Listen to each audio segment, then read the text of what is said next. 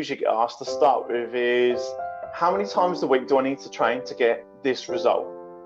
And I think that one of the biggest reasons for that is people are conscious, especially kind of since 2008, 2009 with the recession. People are very conscious about where they choose to invest their money now. Whereas I think pre-2008, people will quite happily have loads of different memberships going on and be quite happy with those and just going out whether they use them or not. So I found that people have been a lot more conscious about where they invest, and as such, one of the questions is, how often do I need to actually train? Like, how often do I need to show up to get this result? And one of our core values is about integrity and honesty, and we say to them, look, you will get results that regardless of how often you train. The difference is how quickly do you want the results. If you want to look like an Olympian, then that's training 5 times a week, twice a day. Yeah, that's the reality. If you want Olympian results but you want to train once or twice a week, it's really not going to happen. And some people don't like that. Some people are very much like, oh, that's not really what I wanted to hear. They wanted to know that if they did 1 or 2 sessions a week, that they can get all the results and they make all the life changes. And I say to them, look, the reality is, if you train twice a week, 3 times a week, you're with me for an hour each of those days out of the 24 hours available. I can support you, and we do that outside of the gym and outside the studio. But unless they make the other changes, the training itself is a little bit, not pointless, but it's only a fraction of what they need to do. So once we've had that conversation, they suddenly realise that actually it's going to have to be at least twice a week to make any kind of improvements at all. The next thing is often, well, what do I need to have for breakfast? But I don't eat breakfast. That's kind of like they ask it and then qualify it to dismiss it straight away. And, I say to people, you don't have to eat breakfast, but again, the actions you take will lead to the results that you're going to get. You're going to be successful, whatever. It just depends on what that success looks like. Because if you don't want to look after yourself and you eat takeaway foods and you don't drink a lot of water and you don't exercise, you'll be successful at gaining weight. Yeah, exactly. If you want to have better looking skin, and obviously working with women, you want to have better looking skin. It doesn't matter what makeup products you use. It doesn't matter what beauty treatments you have. If you're not taking the water on, then you're kind of throwing your money away. And so we relate very much in a way of you'll be successful at whatever it is you do. It just is that the result you want, and get people to take that little bit of a responsibility for what results they actually want, and then kind of backtracking as to what action they need to take. Yeah. So they're kind of like, they're 2 of the biggest things that we generally get. I tell you what, we don't often get a lot of the kind of female related problems around periods and things like that. And I think one of the reasons for that, which is why I bring this up, because is in our toilet, we provide a whole range of feminine products for different people. So they just help themselves. It's all part of the service. So that, there's nothing worse than coming into a class, you've got 8 people in the class, a male trainer, and actually it turns out it's that time of the month and you haven't got anything with you. So we supply all of that, look after them so that they feel, again, part of that community, so they feel looked after, which actually settles down a lot of those other things like, I can't train this week because I'm on my period. And I address that off the bat as well. They come in for their 7-day trial, and I'm like, so if at any point you're having any of your female related problems, you're on your period or anything like that, go in the toilet. There are deodorants, there's perfume, there's toiletries, there's hair bands. Just help yourself. It's it was always hair bands for me. I'd be like, oh my god, have you got, like, I know you haven't got a hairband, but have you got a rubber band here? And then I'd have my hair up in a bloody rubber band because I'd had it up that day. And if you've got women like you with like really long, thick hair, they're going to need a couple of those. So they just help themselves. I suppose one of the questions I ask them more than what they ask me is about sports bras. We talk a lot about sports bras, which initially I think it shocks them initially because I'm male trainer. But I address it because we do things like Insanity, we do HIIT training, we do a lot of kettlebells and ropes and things like that. And there's a lot of movement. If they don't have a supportive bra, then I can only imagine that it cannot feel very comfortable. And I have that same conversation with all of my clients, regardless of bust size, because one, a lot of people just don't address it. Female and male trainers just don't address this important issue. It's an important issue. women running, you know, doing street running and stuff like that, I honestly want to slam my brakes on and jump out the car to some of them and say, listen, you really need a good sports bra. You're doing yourself damage here. Exactly. You know, when they start getting back pain and things like that as well, that's all kind of related. So, you know, so that's one of the things we tend to address with our clients more than they ask us. And then that ties into like talking about trainers and other things like that.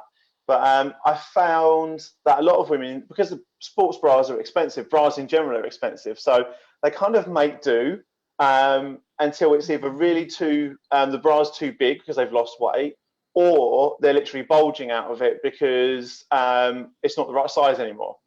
So we say to them, you know, like, it's worth the investment. Even if you only buy one to start with, it's totally worth the investment. You're going to feel more comfortable and less conscious. Definitely. And you can just build on them once a month. That's what I do. Get another bra, get another sports bra. Helen says, very important issues with boobs. Backaches are a nightmare. Yes, 100%. Yeah. Oh, Roy, I've lost you. Why have you gone? There you are. Yeah, you're back again. No, you're back. You're back.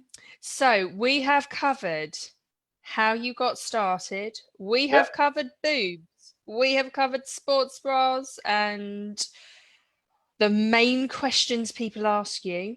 So let's get down to the nitty gritty and find out what your mission in life is. Cool. So I've probably got a couple of different ones, but from the studio perspective, what I'm really trying to do is I've always wanted that community. Like, I've always wanted people to feel that they're acknowledged for coming in. And if they don't come in for a couple of days, that somebody's actually going to, basically someone's going to give a damn and find out where they've been. You know, so while I have like certain automatic processes set up for like when people first inquire to get them in, they have direct access to me through a phone call that they can book with me as a support call within the first 7 days.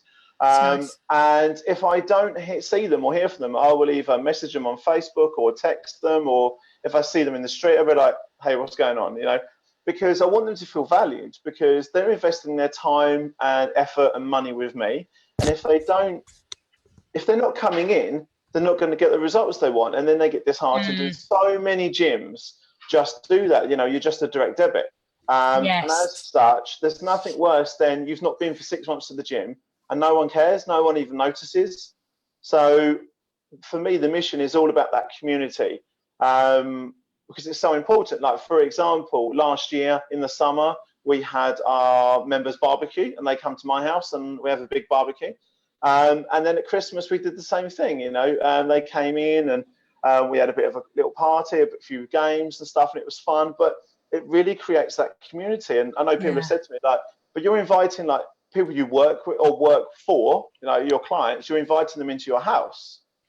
And I was like, absolutely, because I come from a place of authenticity and integrity. And if I don't, it doesn't mean to say they know all the ins and outs of my personal life, but if I don't open up, how do I expect them to open up? They're just a reflection of where I'm at. And as such, no, I want to create that community, that support. So I need to be supportive for them to be supported. You know, it doesn't come the other way around. It just can't happen the other way around. And so that's really my overall mission, is to create a community where people feel valued in a fitness environment, where they get the results they want. Because once you start, my belief is once you start getting people away from the fear, away from the lack and the scarcity, they can open up and start addressing the real issues. Because the reality is, if you want the best training programs in the world, if you want the best nutritional programs in the world, Google it.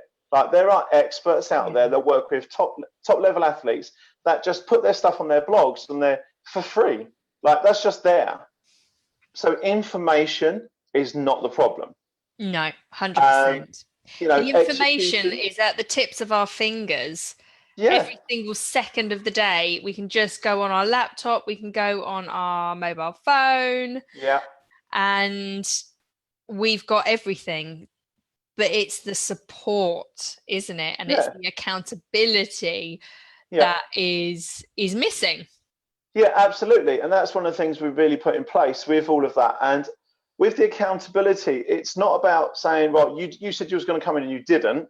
It's about acknowledging whether they're there or not, and it's about acknowledging what they said they wanted to do, and then actually why they haven't done it, rather than because a lot of people feel accountability is about reprimanding them for not doing what they said they were going to do. Yes. And I see a lot of that, and it's just like, ugh. Yeah, and it's really not motivate anybody, is it? No, when they think there's consequences to, like negative consequences to inaction or lack of action or whatever, they invariably will do more of the lack of action, because the fear and the confidence issues about stepping up and going, well, actually, yeah, I said I was going to do this, but I didn't, and my bad. I put my hand up, but I need help. Now, people don't like doing that, and especially with our kind of British stiff upper lip type of attitude that we often have, that's still ingrained in our society. People get to realise that actually, Joe, we all mess up. People often say to me, "How often do you train?" Now, I could give the real Instagram answer of every day, like every day I'm smashing it, twice a day in the gym. The reality is I probably haven't trained for about 6 weeks until yesterday, and I did 20 minutes on the battle ropes, and then one of my classes was quiet, so I joined in with a class. And every Monday I will coach the insanity, and I do it with them. But other than that, because I've been busy building the business, building the community, I haven't trained. Now, I could either say that, well, that's just excuses and it's time and everything else, which is true, but I just haven't made time because I've had other priorities. Yeah. And that's a choice. And I say to my clients, well, yeah, that's the reality. I haven't trained, and because I don't want people being like, well, if you're not training, why should I train? I want to say, well, I've just got this going at the moment, and that's not a priority right now. And I totally get it. It kind of contradicts the message I'm putting out, but it's also real. But the thing is, have you got the body you want? I'm there as much as I want at the moment. I'm not interested in the aesthetics, and I do not promote the business through like having my top off on Instagram and talking about transformations that way, because you have that, and I think that's one of the things why women find me quite relatable. That is suited for some people. That is absolutely for some people, because it's horses for courses always. Yeah. But yeah, when I sometimes think, oh God, like being a mindset coach, when I have my freak out moments and stuff like that, I'm like, oh, I shouldn't be having these. And then I think, no, I'm normal. Everybody has these. And then we just go through whatever works for us to get ourselves out of it. Yeah, completely. And I find that because a lot of my clients, they've been to a point where they've not been able to openly talk about what their problems are or why they're delayed or in their getting their results, and that by me doing that, it just invites them to do the same and to be, to own it, to own where they're at, because it's all very well saying, I've been training, 10 times this week, but the results aren't getting there. It's not going to take long before people cotton on to the fact that actually I'm probably not doing what I said I'm doing. Yeah. And I've heard, here's a question. I've heard it's 75% diet, or like what you put in your body, to the workout, and 25% physical movement, exercise. Is that true? Yeah, so a lot of people work on this kind of 80-20 rule where, 80% what you eat and 20% what you do.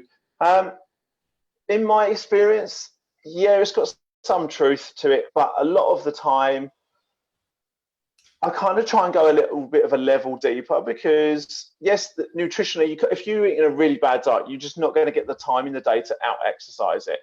Yes. Because you just can't, you have like a tub of Ben & Jerry's, that's 1,200 calories, whatever.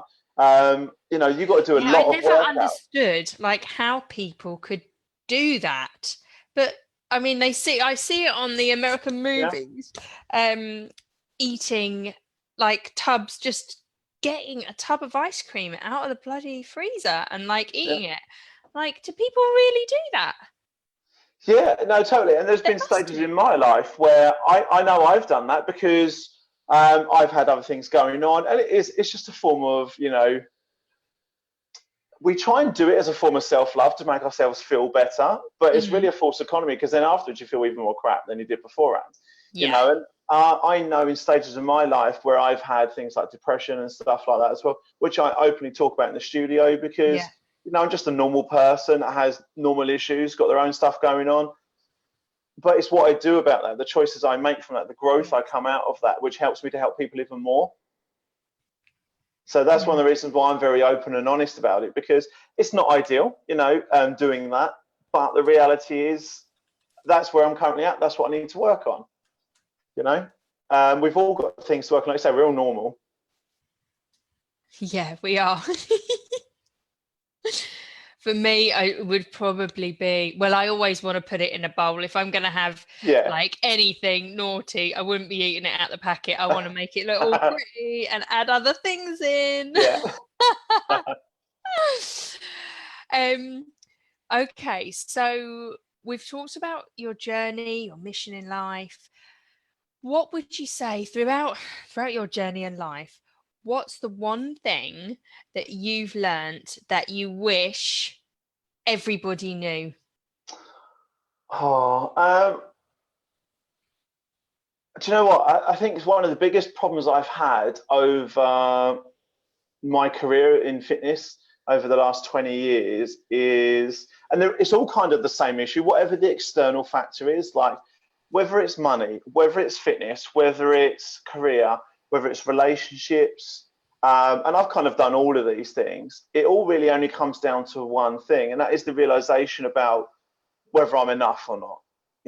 All of those things, whether I've had enough money or not, whether I've been good enough in my career and whether I need more qualifications, whether I could run the studio better, whether I could help more people, whether I should be fitter or not, or I've worked in a bodybuilding gym before, and I'm not the biggest guy. Some of these guys had biceps as big as my thighs. But after a bit of time, I became the go-to coach because I got to realize that I'm actually pretty good at what I do. I'm not the best, but I'm pretty good, and I'm quite open with how I coach people. And what I've come to realize is under all of those external things, which are really just symptoms of the same problem, which is all about feeling enough and being enough. And the actual realization is you're always enough. From the second you're born through to the day you die, you'll always be enough. It's just how you choose to use it and the confidence that goes with that.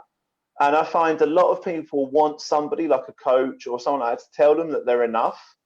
And to a point, they definitely need that. But until that penny drops, until they suddenly go, I'm actually doing all right. I haven't got it all figured out. But actually, even when you look at the top industry experts, they don't have it all figured out. They've just got other people that figure that stuff out for them. Until they take ownership of that they're enough, and that do you know what, this is okay. That's when they make the real big breakthrough. And it's taken me years to be able to do that and get to that point of realizing that in those different areas that I am enough. So for me, that's the big thing. That is a very good answer. And it goes like for everybody watching this, you are enough. You are perfect in every single way. It's a bit like it's not quite right, but I love the sentence in Mary Poppins.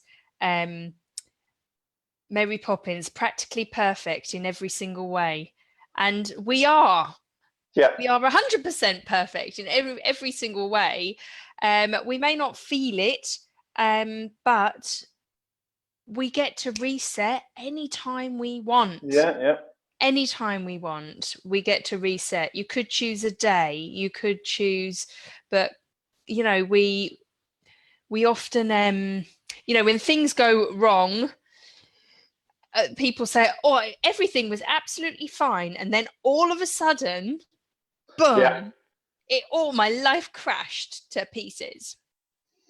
So with that in mind, we can each equally, with the right mindset, go boom and go into the positive again. Completely. Yeah, and it takes practice, but definitely remembering that we are enough. Yeah, and I think one of the biggest things with that feeling enough is how we've become socially ingrained to kind of measure that enough against. But one of the biggest things about being enough is actually to stop measuring. Yes. Because the second, there's always going to be someone on Instagram that looks better, trains harder, has more followers, or if it's from a business, that there'll be people that are more successful, that have more money, that have more clients. There'll be people that always do something better than what you can currently do, because that's the nature of the human race. That's just how it is. Yeah. But that doesn't mean to say you're not enough. There'll be somebody that can run a marathon faster than you.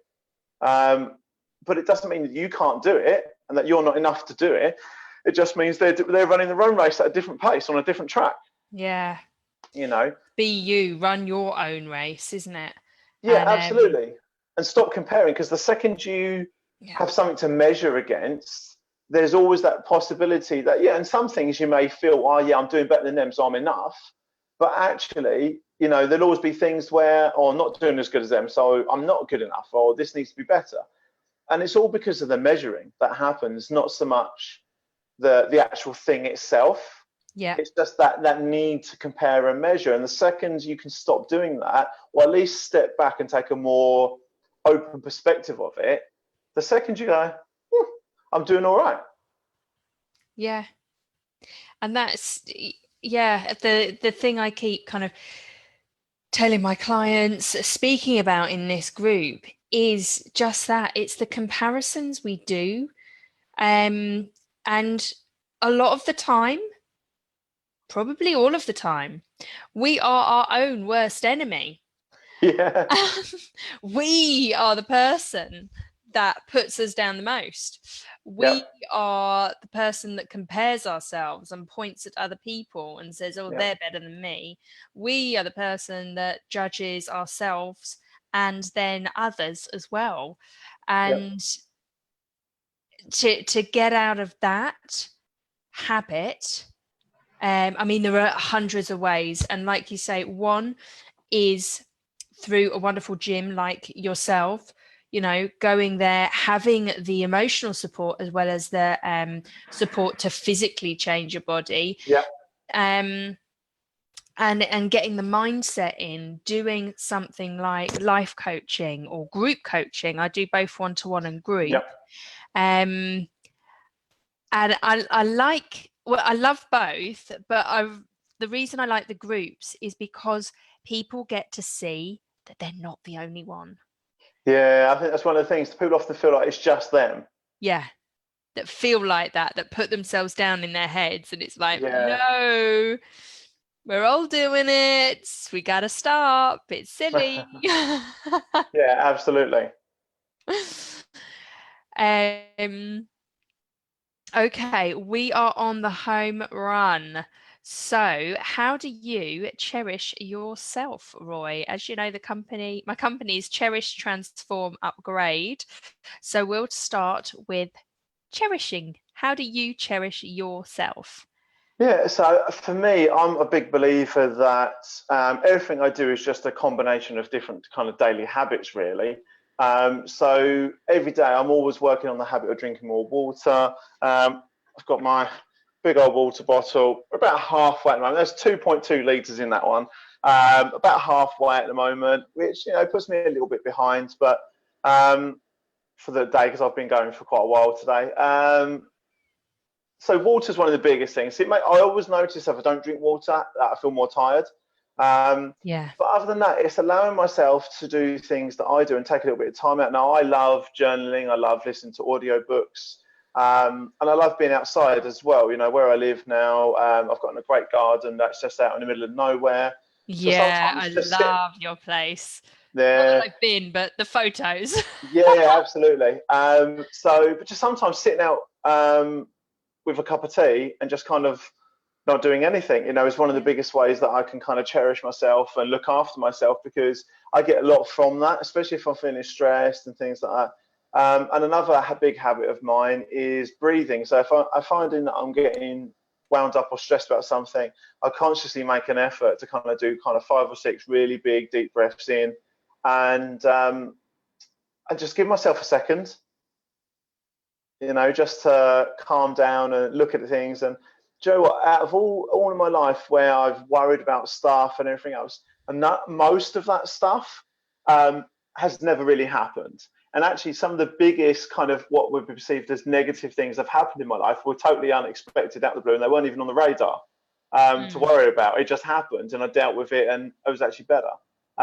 So a lot of the stuff that people worry about, most of it, I'd say probably 95% of it, doesn't even happen. It's just our perception. So I use all those things, the being out in nature, the water, and the breathing, to allow myself to step back. Because like you say, like as a mindset coach for yourself, you think, maybe I shouldn't be having these problems, but they're just on a different level. And I go through the same things that my clients go through, just on a very different level. So it's good to be able to take those perspectives and have a look at things, and like you say, restart the new day if you need to with, okay, so today didn't quite go to plan, so let's start again tomorrow. Yeah, and we can do that anytime. We don't need to keep dragging the baggage along with us. It wears us down. Yeah. Definitely make you older as well. What was that? I was just going to say, and it doesn't need to be a Monday to start, because there's so many people like, I'm going to start Monday, and it's like Tuesday of the week before. Next Monday, No. Just start tonight, or start the next hour, or start tomorrow. You don't need to wait a week, do you? I've just got to wait till after the football. Yeah, no, absolutely. So we have talked about transformation. What would you say your biggest transformation is, or has been? I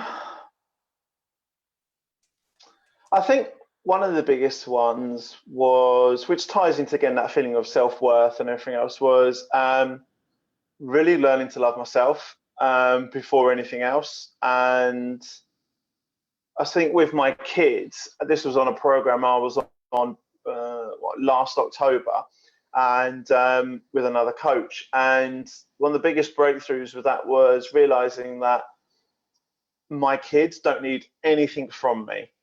And what I mean by that is that obviously they need to be fed, watered, and housed, and all that other stuff, but they didn't need anything from me, in the sense of, like, I didn't need to act a certain way. I didn't need to try and create this 2.4 family type of film-based family situation. What they required from me was for me to be me, because the more I allowed myself over the last year to consciously be me, to consciously be, to dance in the kitchen, to have a little strut when I'm in the supermarket with my trolley, through to... Do you do the flying on the trolley? I do that. Occasionally, through to winding them up, through to doing silly dad jokes, through to whatever that is, the books I listen to. And I'm very open about when I listen to audio books, that if they're in the car, they're in the car, that's what's happening. Because the more I'm me, the more it allows them to be them. And that was one of my biggest breakthroughs, which doesn't necessarily have a direct link to my business, but then it ties into, well, the more of me as the real trainer that I want to be, the more clients I'll attract in the right frame of mind to work with me, and so on and so forth. So that was one of my biggest breakthroughs, which again really comes back to realizing I was enough as I was, and I didn't need to do anything else. And that's kind of always that underlying message, I suppose, is that just coming back to being enough and realizing you're enough. I make mistakes like on an hourly basis some days, but you know what? It is what it is. I think the biggest difference is pretending to not make mistakes and pretending to look a certain way, and then behind the scenes it's all falling apart and it all looks like crap. So there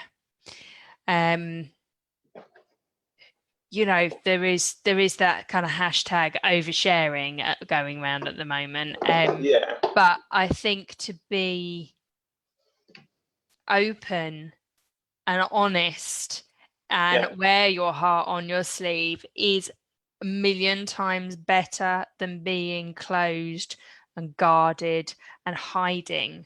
Completely different energy, and life is certainly easier the first way.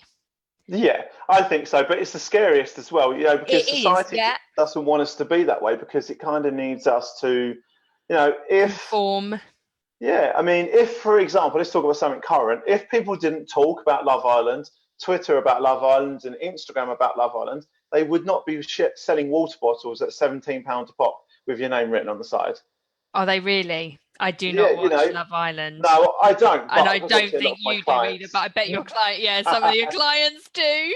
Yeah, Yeah. so it's kind of society needs us to feed into that. There's this really weird thing about like wanting to be better in our own lives, and the way we do that is to look at how these external factors, this and obviously the way these shows are edited and everything else, Of course, yeah. portrays what this society expectation is. So people try and feel they've got to meet this requirement or this needs, whether that's women to look a certain way or whether that's men to look a certain way. Because even though I don't work with men, I'm noticing that a lot lately, is that there are a lot of Yeah. men that are under the same pressures to look and Very, a very big certain way. now with men. And Yeah. you know, when I see it, I'm like, and I know them, I'm like, Yeah. please stop. We've got enough women that are going through this. We do not need you men to get on this bandwagon as well. Yeah. Stop. Love your body. You are handsome. You're good looking.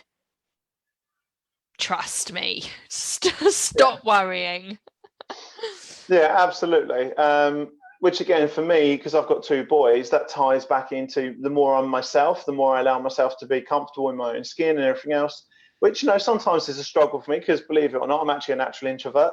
Regardless of all the kind of stuff I do at the studio and where we've met at seminars and stuff and that, and how outward I am with all of that, I'm like that because it feels comfortable because I'm in an environment that I know and I'm safe. Whereas I go into an environment where I don't feel like that, I'm very much the introvert and keep quiet and kind of sit in the corner type of thing. But the more I allow myself to just be me with my boys, then the more it allows them to be them, which is great. That is good. Thank you. And this is the last question. Yeah. How have you upgraded your life? So I mean, I do this with my clients, and it's kind of that weird thing about, for some reason, it happens in the industry a lot of, I'm a coach, so I don't need a coach type of thing. And what I found the most value in probably over the last 3 years has definitely been working with a coach. So, because I also believe that for my clients to trust working with me and investing in me, I get to trust and work and invest with another coach. Now, whether that is a personal trainer who's training me, so I just literally turn up, do the stuff and go, whether that is having somebody help with my nutrition, because that gives me a support and accountability, or whether that is from a business coaching point of view, whether that's through Facebook groups or audio books or seminars and coaching programs, all of those things where I feel supported, where I feel held accountable in the right way. That's what's been my biggest breakthrough. So for my clients to invest in me, I get to do the same and invest in myself. And for me, that's one of the biggest things, and that's why you do what you do. Yeah, That's well, I was why going to do what I do. say our last 3 years, because I think it's been about 3 years since we've known each other.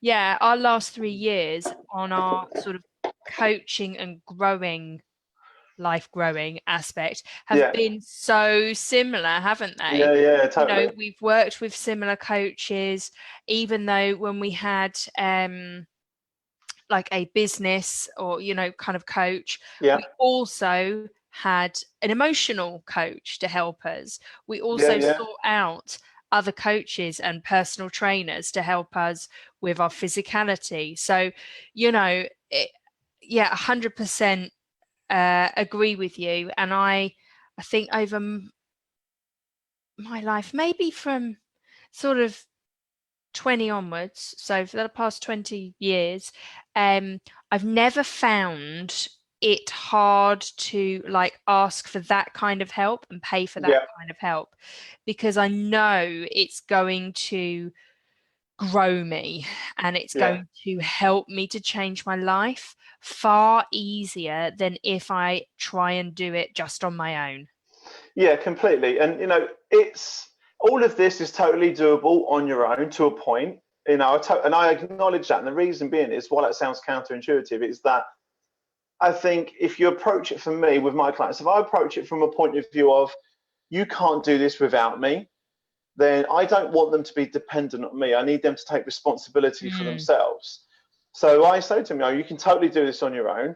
There's loads of free stuff out there. But the reality is, if you were naturally geared to do that, and there are people out there that are so motivated they can just do it.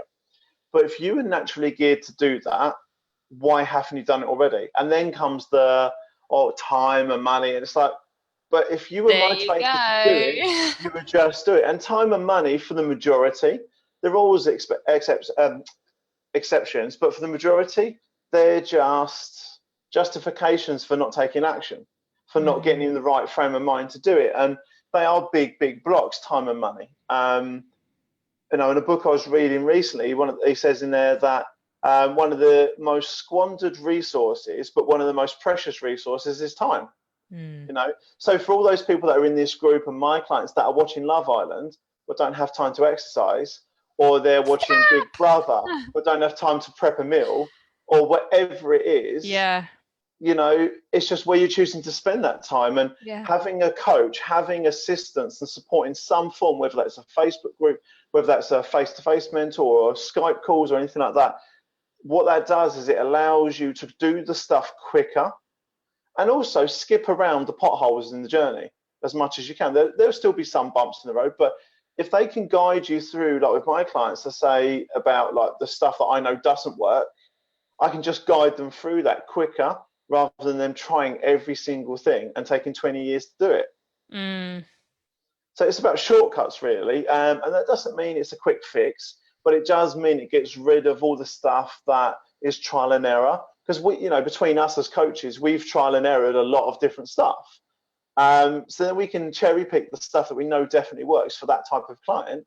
And as such, that's where the value comes into it, because all people really want is the result. But they get so hooked on how the journey should look or has to look. Yeah. Whereas, which slows it down. Yeah. Yeah. 100. Yeah. Definitely. And within this group, we talk about that in many different ways, because again, people like to hear things more than once. Yeah. And people like to hear things with different words, and it does go in. And what you might need a coach for right now, you may not need a coach for in a year's time, or even 6 months' time, if you get the coach. So I know I can work out and exercise on my own now. I had a personal trainer. I went to a personal training gym for like 2, maybe 3 years. I can't remember now. And the previous times I was ever in a gym, I was with friends or a group of people, or and when I left that gym just over 2 years ago, I knew what I was going to do. I set my plan in place and I started running, and I put it into my working week. So it flowed and I just did it, come rain or shine. It was just part of my routine, and it was part of my habit, and it made it easy. And for 2 years, I was bang on with it. And I've only just recently joined another gym, and I did my first class yesterday, which was body pump. Awesome. And because I want to just build a bit more muscle, and I went in the gym with the machines and the weights, and I was like, this doesn't feel good for me to do it on my own. I spend a lot of time on my own, and I do love my solitude, but I want to connect with more people down here. So I joined the class. I had a bloody brilliant time, and I ache today. Good. So excellent. Test out different things, and keep on trying, people. And what you need a coach for today, if you go get a coach, you won't need us for that same reason in 6 Oh, absolutely. months' time or whatever. Yeah, totally agree with that. So, Okay, then. Well, that is our interview over. yay, been good. Yay! Thank you so much, Roy. It's been an absolute pleasure and lovely to actually see you on this interview. Yes, I know. So we get there. We get there. We get there. And it's in the Facebook group. So if you would Fantastic. like to put your details of your studio, your Yeah, Facebook page, all of that gunk underneath, then people can perfect. connect with you and ask you some questions. Yeah, that'd be great. Okay. Not a problem at all. All right, fantastic. And I will see you soon, Roy. Take care. Take Bye care bye. then.